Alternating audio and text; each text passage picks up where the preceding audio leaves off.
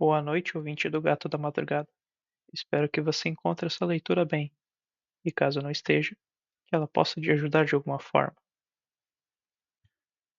Hoje vamos continuar com a leitura da terceira e quarta carta do livro de Mary Shelley, Frankenstein. Carta 3, para a Sra. Saville, Inglaterra, 7 de julho de 1700.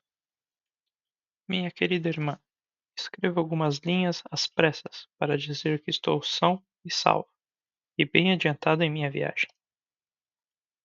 Esta carta chegará à Inglaterra por um navio mercante, agora voltando de Archangel para casa, mais afortunado do que eu, que talvez não veja minha terra natal ainda por muitos anos.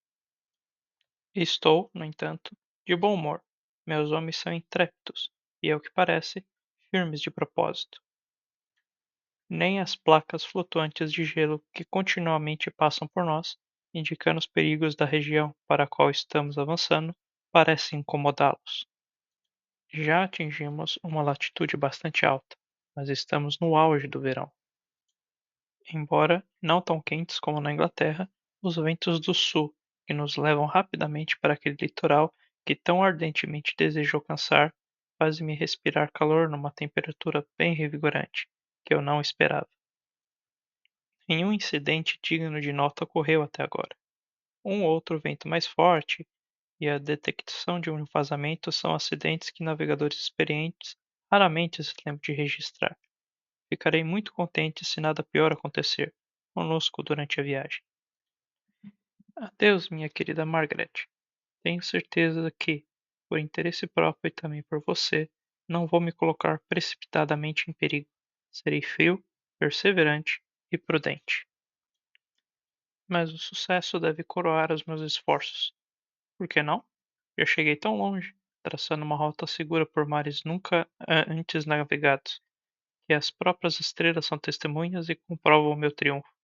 Por que não prosseguir sobre esse elemento indomável, porquanto ainda obediente? O que pode deter o coração determinado e a vontade resoluta de um homem? Assim inflamado, involuntariamente meu coração transborda, mas preciso terminar. Que os céus a abençoem, minha amada irmã. R.W. Carta 4, para a Sra. Saville, Inglaterra, 5 de agosto de 1700. Aconteceu conosco um incidente tão estranho que não posso deixar de registrá-lo, embora seja bem provável que você me veja antes e esses papéis possam estar em suas mãos. Na última segunda-feira, dia 31 de julho, estávamos quase totalmente cercados de gelo, que bloqueava o navio por todos os lados, deixando apenas o espaço do mar onde a embarcação flutuava. Nossa situação era um pouco perigosa, especialmente porque estávamos envoltos por um nevoeiro muito espesso. Decidimos aguardar, desejando que ocorresse alguma mudança na atmosfera e no tempo. Por volta das 2 da tarde, a névoa desapareceu, e vimos, estendendo-se em todas as direções, vastas e acidentadas planícies de gelo que pareciam não ter fim. Alguns dos meus companheiros resmungaram, e minha mente começou a entrar em alerta com pensamentos ansiosos, quando de repente uma estranha visão chamou a atenção e nos desviou do cuidado com a nossa própria situação. Um ser com forma de homem, mas aparentemente de estatura gigantesca, estava sentado no trenó e guiava os cães. Com os nossos telescópios, acompanhamos o rápido avanço do viajante, até que ele se perdeu entre as distantes irregularidades do relevo do gelo. Esse aparecimento atiçou nossa admiração sem reservas. Estávamos, de fato, muitas centenas de quilômetros afastados de qualquer terra firme. No entanto, aquela aparição sugeria que, na realidade, não estávamos assim tão distantes como imaginávamos. Porém, imobilizados pela geleira, era impossível seguirmos seu rastro, ao qual observávamos com a maior atenção. Cerca de 2 horas depois dessa ocorrência, escutamos um barulho no fundo do mar, e antes de anoitecer, o gelo rachou e soltou o nosso navio. Nós, entretanto, permanecemos ali até o amanhecer, temendo encontrar na escuridão aquelas massas de gelo de grandes proporções, que flutuavam soltas após a geleira se partir. Dessa vez, aproveitei para descansar algumas horas. De manhã, porém, assim que clareou, fui ao convés e encontrei os marinheiros agitados, todos reunidos de um só lado do navio, aparentemente falando com alguém no mar. Era de fato um trenó, como o que havíamos visto antes, que havia flutuado à deriva até nós durante a noite, num grande pedaço de gelo. Apenas um dos cães estava vivo. Dentro do trenó havia um homem que os marinheiros tentavam convencer a entrar no navio. Não parecia como o outro viajante, um habitante selvagem de alguma ilha desconhecida, mas um europeu. Quando surgi no convés, o mestre disse: Este é nosso capitão, e ele não permitirá que você pereça no mar aberto. Ao me ver, o estranho falou comigo em inglês, embora com um sotaque estrangeiro. Antes de subir a bordo do seu navio, ele disse: Poderia ter a bondade de me informar para onde vai? Você pode imaginar o meu espanto ao ouvir tal pergunta dirigida a mim por um homem à beira da destruição, em que eu deveria supor que a minha embarcação seria um recurso que ele não trocaria nem pelas mais preciosas riquezas que a terra pudesse pagar. Respondi, no entanto, que estávamos em uma viagem de descoberta, rumo ao Polo Norte. Ao ouvir isso, ele pareceu satisfeito e concordou em subir a bordo. Bondoso Deus, Margaret, se você tivesse visto o homem que assim que se entregou para se salvar, a sua surpresa teria sido infinita. Os braços e pernas dele haviam quase congelado, e seu corpo estava devastado pela fadiga e pelo sofrimento. Jamais vi alguém numa condição tão deplorável. Tentamos levá-lo para a cabine, mas assim que deixou o ambiente ao ar livre, ele desmaiou. Então, nós o trouxemos de volta ao convés e reanimamos, esfregando e o forçando a engolir um pouco de aguardente. Assim que ele mostrou sinais de vida, nós o envolvemos em cobertores e colocamos perto da chaminé do fogão da cozinha. Lentamente, ele foi se aquecendo, tomou um pouco de sopa e se recuperou muito bem. 2 dias se passaram, dessa maneira, antes que ele conseguisse falar. Várias vezes temi que o sofrimento dele o privasse de compreensão. Quando, de alguma forma, ele se recuperou, e eu o levei para minha própria cabine, e cuidei dele tanto quanto o meu dever permitia. Nunca vi criatura mais interessante. Seus olhos geralmente tinham uma expressão de selvageria, e até mesmo de loucura, mas em alguns momentos, quando alguém faz um gesto de bondade ou realiza o serviço mais banal para ele, todo o seu rosto se ilumina, por assim dizer, como um facho de benevolência e doçura como nunca vi igual. De um modo geral, ele se mostra melancólico e desesperado, e às vezes range os dentes, como se tivesse incomodado com o peso das desgraças que o oprimem. Quando meu convidado se recuperou um pouco, tive grande dificuldade para afastar os tripulantes, que queriam lhe fazer 1000 perguntas. Eu não poderia permitir que ele, com o corpo e a mente no estágio de recuperação, que evidentemente dependia de muito repouso, fosse atormentado pela curiosidade ociosa dos outros. Uma vez, porém, o imediato perguntou por que ele tinha chegado tão longe no gelo, num veículo tão estranho. O semblante dele instantaneamente assumiu o aspecto da mais profunda escuridão, e ele respondeu: Para buscar alguém que fugiu de mim. E o homem que você perseguiu viajou da mesma maneira? Sim. Então imagino que o vimos. Um dia antes de encontrarmos você, vimos alguns cães no gelo, puxando um trenó com um homem a bordo.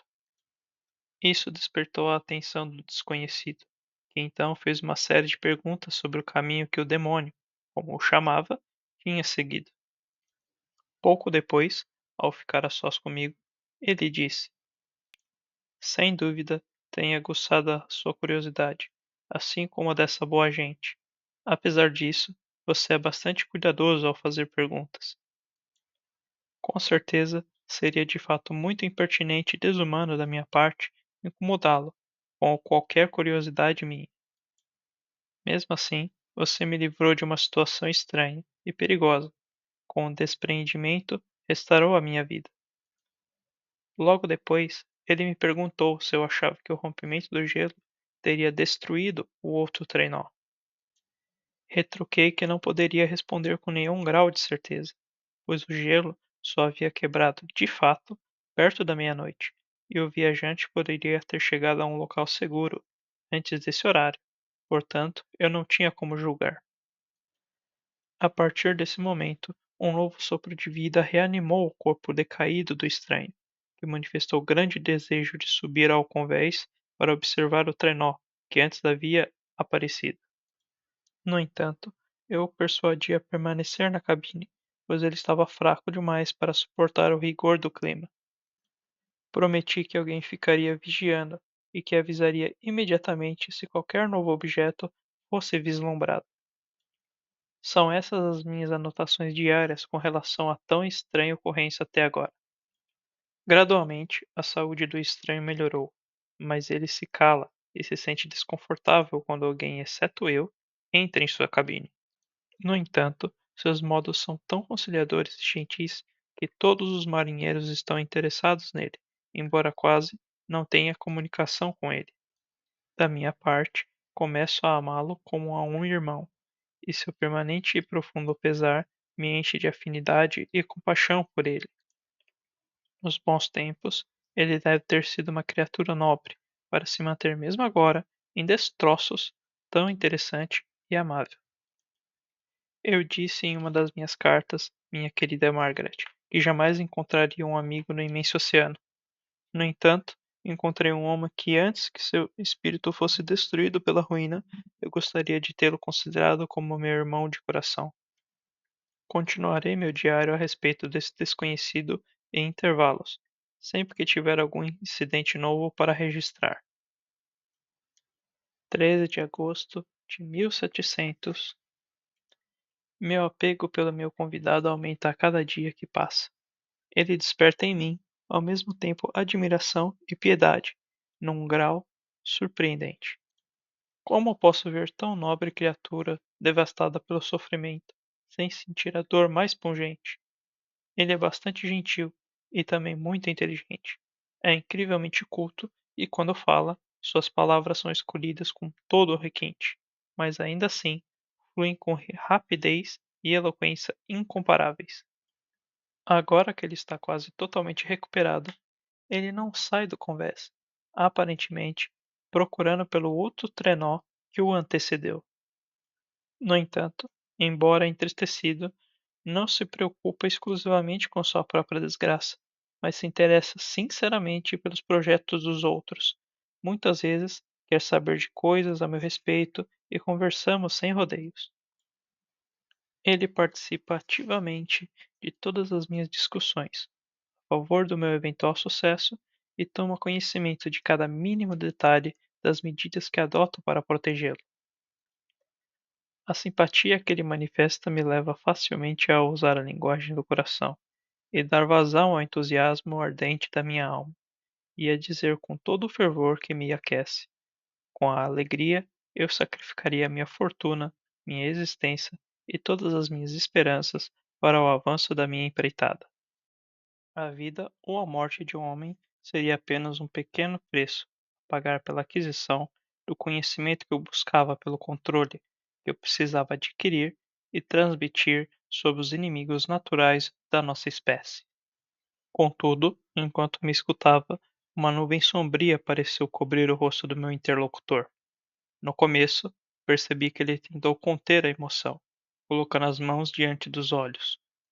Minha voz tremeu e falhou quando vi lágrimas escorrendo pelos seus dedos. Então, um lamento explodiu no peito dele. Parei de falar. Por fim, ele respondeu com a voz embargada: Desgraçado, você compartilha da minha loucura? Também experimentou da mesma poção venenosa? Ouça, vou revelar a minha história, e você vai afastar esse cálice para longe de seus lábios. Tais palavras, como você pode imaginar, aguçaram fortemente a minha curiosidade, mas o paroxismo do sofrimento tomou conta do desconhecido e superou suas forças debilitadas. Muitas horas de conversa tranquila e repouso foram necessárias para restaurar a serenidade nele.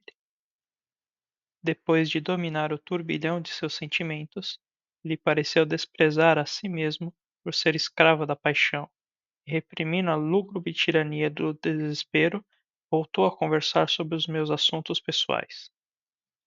Quis saber da minha história de anos anteriores. Meu relato foi rápido, mas despertou várias linhas de reflexão. Falei do desejo de encontrar um amigo, da sede de entendimento mais íntimo junto com um companheiro de espírito que nunca esteve ao meu alcance, e expressei minha convicção de que um homem que não desfrutasse dessa bênção, bem pouco felicidade poderia ostentar. Concordo com você, respondeu o estranho. Somos criaturas fora de moda, feito apenas pela metade, carentes de outra metade que seja mais sábia, melhor e mais querida do que nós mesmos, como um amigo deve ser, que nos ajude a aperfeiçoar nossas naturezas fracas e imperfeitas. Certa vez eu tive um amigo, a mais nobre das criaturas humanas. Tenho, portanto, o direito de julgar, quando se trata de amizade. Você tem esperanças e o mundo pela frente, e não tem motivos de desespero. Mas eu perdi tudo e não posso começar a vida outra vez. Ao dizer isso, o semblante dele passou a estampar uma tristeza calma, melancólica, que tocou meu coração, mas ele permaneceu em silêncio e logo se retirou para sua cabine. Mesmo com o moral abalado, ninguém apreciava mais intensamente as belezas da natureza do que ele. O céu estrelado, o mar e todas as paisagens oferecidas nessa maravilhosa região ainda parecem ter o poder de enlevar sua alma na terra. Esse homem tem uma dupla condição existencial. Ele pode sofrer a desgraça e ficar abatido com as decepções, mas quando se recolhe em si mesmo, parece um espírito celestial, com um escudo de luz ao redor, cuja proteção nenhuma dor ou insensatez se arrisca a enfrentar. Você debocharia do entusiasmo que manifesto a respeito desse divino andarilho? Não o faria se o conhecesse. Você tem sido educada e tutelada pelos livros. Desconhece o mundo real, então é um pouco simplória. Isso, porém, só a torna ainda mais apta a apreciar os méritos extraordinários desse homem maravilhoso. Às vezes, tento descobrir qual qualidade ele possui, que o eleva tão desmesuradamente acima de qualquer outra pessoa que já conheci. Creio que é discernimento intuitivo, o poder de julgar rapidamente sem jamais falhar, o poder inigualável de penetrar com clareza e precisão nas causas das coisas. Ademais, junte a tudo isso uma facilidade de expressão e uma voz cujas entonações variadas conquistam a alma como música. 19 de agosto de 1700.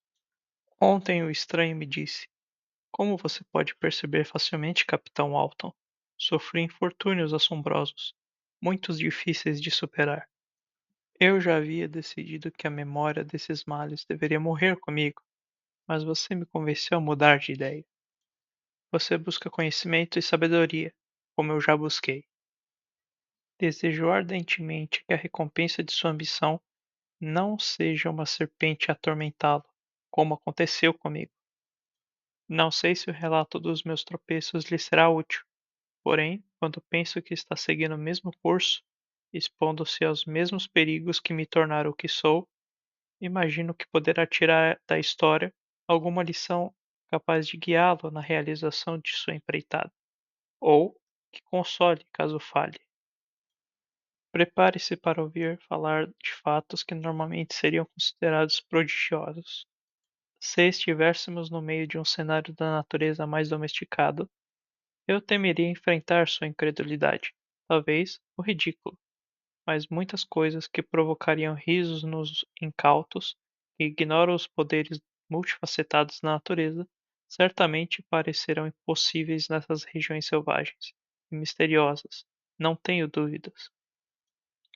No conjunto, meu relato transmite evidências internas da verdade dos acontecimentos que o compõem.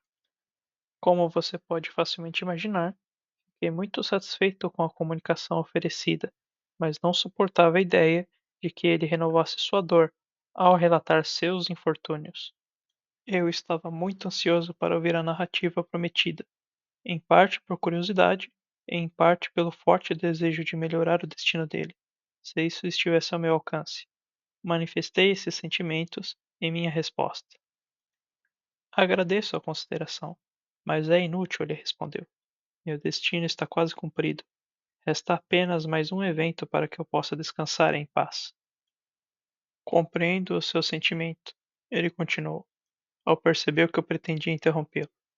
Mas está enganado, meu amigo. Se me permite chamá-lo assim. Nada pode alterar tal situação. Ouça a minha história e perceberá que meu destino foi traçado inexoravelmente.